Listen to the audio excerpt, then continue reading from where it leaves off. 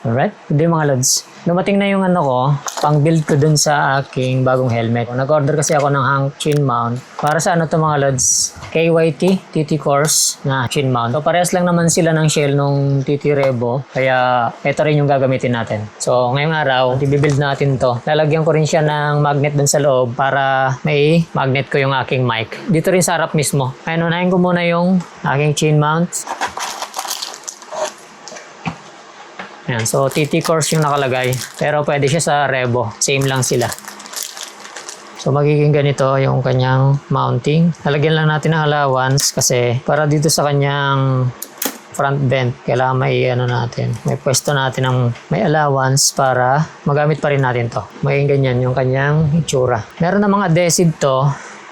Kaso para siyang manipis. Maliit, hindi siya buo yung adhesive. So may gagawin din ako dito, lalagyan ko ng ibang adhesive dito sa gitna para fix na talaga siya. May curing time yung mga ganitong adhesive. Kailangan mga 24 hours or at least 3 days para sa full strength ng adhesive nito. So hindi siya pwedeng gamitin agad. May kasama na rin tong may lowering bracket at saka merong straight na bracket. Meron na ring tornilyo, isang piraso. Mukha siyang stainless. Stainless nga. Meron din siyang wipes, panglinis bago ikabit. Siyempre, sticker ni Hank. At saka meron siyang tether. Ito yung support niya. So, ididikit lang ganyan. Para support nitong dito sa mismong chin mount. Siyempre, lilinisin muna natin. Unahin natin yung wet wipes. Panlinis dito yan. Baka may mga dyan, wax para matanggal. Yan. Then, dry wipes. Ayan. Okay, so ready na siya. Kailangan may sentro nating maigi ito. Kung meron kayong blower, yung hot blower, mas maganda para agad yung kanyang adhesive. Pero ako, iinitan ko na lang siya ng lighter.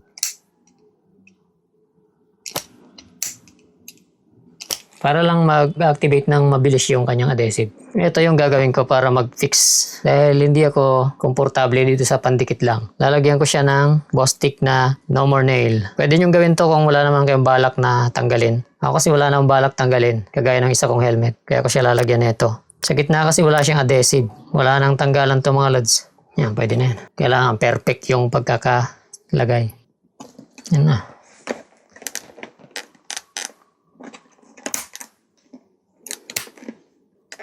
Yun. Kailangan mo lang siyang i-press. Pag natuyo agad yung adhesive na ito mga lods, hindi mo na kailangan antayin pa yung 3 araw or 24 hours. Pwede na siyang gamitin agad. Kasi meron siyang ibang adhesive. Nilagyan ko siya ng no more nails na boss stick. Kakabit ko muna tong kanyang tether or yung support. Sinusot lang na ganyan. Tapos, didikit natin kung saan maganda. Tingin ko ganito. Kasi flat dito eh. Siyempre, initan din natin to.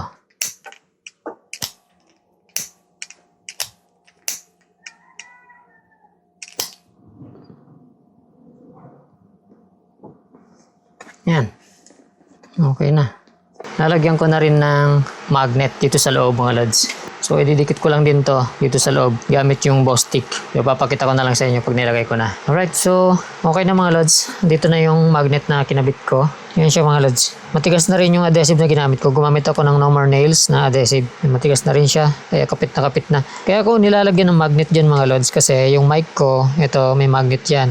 Lalagay ko lang yung mic ko dyan, good to go na siya. Kahit paikot-ikot ko na lang dyan, kahit anong alog ng helmet, hindi malalaglag kasi madikit yung magnet niya. Okay na okay yung makukuhang dyan, audio kasi nakatutok yun sa bunganga ko. Tapos, ito yung ilalagay kong bracket niya. Ito naman yung kanyang magnetic quick release. Yan.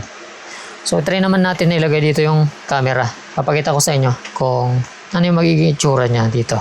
Kunin natin to. So, lagay natin. At teka, baliktarin natin yung yung flip. So, magiging ganyan siya. Ayan o. Yung kuha niya o. Ganda na yung pwesto. Sentrong-sentro sa helmet. Nakikita ko to sa kuha ng video. Kung sentrong-sentro ba talaga. Malinis pa rin siya, tignan kahit na may mga nakalagay dito. Okay, so ganito na yung setup ko ngayon. Magti-testing tayo mga lads. Alright, so Ngayon lang ako nakapag na ito tungkol dito sa helmet na to. So, ang maano ko lang muna ngayon is yung mga first impression ko sa helmet na to. Unang-una, syempre maporma siya para sa helmet na mid-range. Hindi siya sobrang mahal, hindi rin naman siya sobrang mura. Okay naman yung fit niya sa akin. Although, pang ano talaga ako eh. Ang size ko sa ibang brand is medium. Pero pwede talaga ako sa large. Ganda naman ang fittings na itong helmet na to. Good siya para sa akin. Sabi nila, ito rin yung papalit sa course. Kasi parang ito yung in-improve na course. Para sa akin, all good siya mga lods. Kung kukuha ka ng mga ganitong helmet, kailangan sundin mo yung sukat ng ulo mo. Pwede ka rin mag-testing kung okay ba sa'yo yung magkasunod na sukat, kagaya sa akin, medium at saka large. Dahil hindi magkalayo yung difference ng size ng ulo ko dun sa medium at saka large. Pag ginaganito ko, hindi naman siya gumagalaw. Hindi naman siya naalog. Tingin ko goods yun para sa akin. Kagandahan ng helmet na to, no? May salamin ako, yan kung nakikita nyo. Eh, meron siyang slot para sa salamin. Okay siya, hindi siya naiipit. Sa helmet ko kasi yung Spider, naiipit dahil walang slot ng eyeglass yung aking helmet. Ipinipilit ko lang para makapagsuot ng ako ng salamin. Pero dito, ginawa talaga siya para sa mga rider na may kalabuan na yung mata kagaya ko. So, pwede mo siyang lagyan ng salamin. Isa yun sa points ng ano na to, helmet na to. Pero syempre, yung forma, maporma siya mga lods. Meron siyang spoiler na integrated na siya. So, kung gusto mong dagdagan, pwede naman. Kaya mayroon siyang kasamang free na spoiler mga lods. Ayun, kagandahan na ito. Sa iba kasi, alam ko, hindi kasama yung spoiler. Dito kasi sa ano nila, kasama na ang spoiler. Yung ano naman nito, visor, marami ring available. May mga mura din. Pero kung gusto mo ng original, meron ding available. Pero syempre mas mahal pag original. Meron ding available na photochromic para magagamit mo sa araw at saka gabi. Ito kasi sa akin, kahit titignan nyo, nakabukas yung helmet ko kasi nga masyadong dark yung ano ko, yung pinili kong visor ngayon. Hindi ko napalitan ng clear. So ayun, hindi ko masyadong kita pagka naka-visor ako. Pag nagka-budget, baka kukunin ko yung photochromic. Hindi naman sila nagkakalayo ng presyo na itong sa ano sa original na dark smoke. Magkalapit lang sila ng presyo. Pero kung original na photochromic ang kukunin mo, ayun, mahal talaga siya. Kaya sa aftermarket ka talaga kung gusto mo makatipid. So maganda ang fittings ng helmet na to. Pag naka-tube mask ako or balaklava, maganda yung fittings niya sa akin. Yun nga lang yung visor niya. Siyempre kapag bago pa yan, medyo mahirap pa siyang isara tsaka ibukas. Tapos yung lock niya nasa gitna. Kailangan mong bigyan pansin yung pagbubukas mo nun pag nakalock. Kasi hindi siya kagaya ng iba na nasa gilid yung bukasan. Ang presyo nito mga lods, pag dito ka bumili sa Pilipinas, naglalaro siya sa 7,000 hanggang 9,000 mahigit. Kaya ang ginawa ko, bumili ako dun sa Indonesia. Dun ako nakabili mga lods ng large na plain na glossy. Ayos na ayos naman siya para sa akin. Tapos, maganda pa ka-transaction yung binilang ko nito mga lods kasi nagre-reply talaga siya. Tapos nag-update kung ano na ba.